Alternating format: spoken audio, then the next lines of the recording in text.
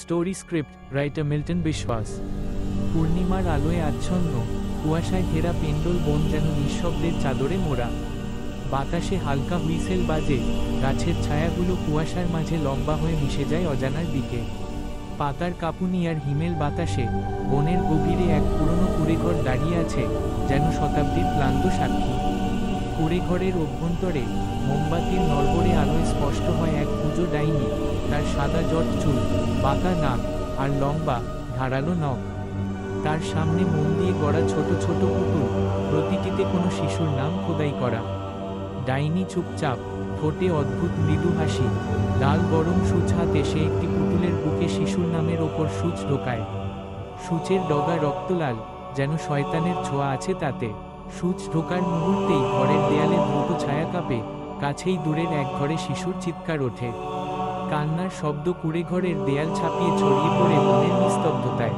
ডাইনির চোখে হঠাৎ অদ্ভুত উল্লাসের ঝিলিক, ছায়ারাও যেন আরও বেশি কাঁপতে শুরু করে। বাইরে কাঁঠালের ডালে কালো এক বিড়াল বসে, চোখ দুটি রক্তিম, আগুনের মতো জ্বলছে। নিচে ঝোপের মাঝে লাল সুতোয় বাঁধা 12টি মোমের পুতুল কাটার ভেতর ঝুলছে। মোম গলে গলে পড়ে যাচ্ছে, সূর্যের আলো ছোঁয়নি বহুদিন। লাল সুতোয় গাঁথা ছায়াগুলো একে একে মিলে যায় অন্ধকারে, আর বিড়ালের চোখে প্রতিফলিত হয় ডাইনির কাজের ভয়াবহতা। পেন্ডল গ্রামের শিশুরা ঘুম থেকে উঠে দেখে তাদের শরীরে পোড়া দাগ, রক্তিম, মাংসে জ্বলন্ত ছাপ। বাতাসে ভেসে আসে অস্পষ্ট ফিসফাস, যেন অদৃশ্য কোনো কণ্ঠমন্ত্র পড়ছে, ডেম ডাইক, ডেম ডাইক। শিশুদের কান্না আর ফিসফাস একাকার হয়ে যায়, গ্রাম জুড়ে ছড়িয়ে পড়ে আতঙ্ক। ভয় কাঁপতে কাঁপতে গ্রামবাসী ছুটে আসে কুঁড়েঘরের দিকে।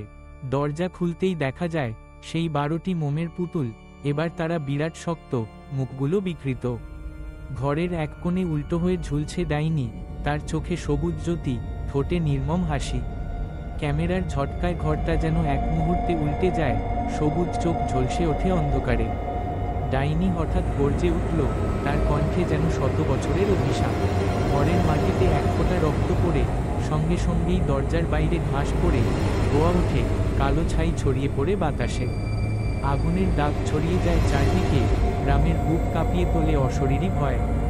রাত পেরিয়ে ভোর, ঘাসে শিশির জমে আছে, চারপাশে নীরবতা। গ্রামের এক শিশুকে পাওয়া গেল, মোমের মতো শক্ত, ঠোঁট নীল, মোমের মতো শক্ত, তার আঙুলের ফাঁক থেকে সাদা সুতো বের হচ্ছে।